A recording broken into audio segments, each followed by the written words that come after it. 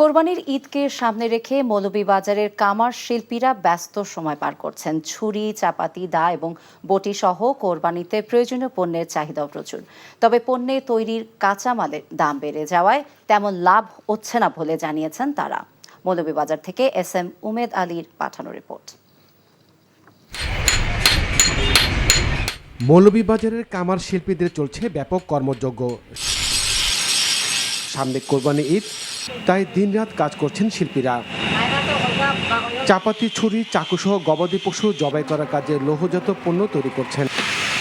বছরে এই একটি দিন তাদের বেচা বিক্রি হয়, কিন্তু লৌহজাত কাঁচামাল ও কয়লার দাম বৃদ্ধি পাওয়ায় উৎপাদন খরচ বেড়েছে, তাই আগের মতো নেই বিক্রি।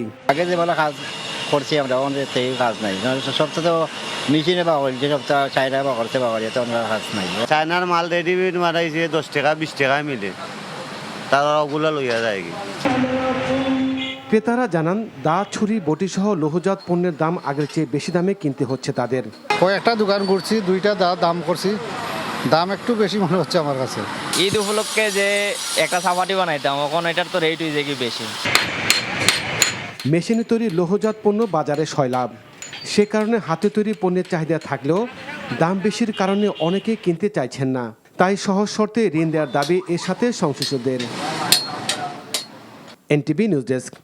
এখন জন্ম সনদ দিয়ে খোলো বিকাশ স্টুডেন্ট অ্যাকাউন্ট। নিজের বিকাশ নিজে কর।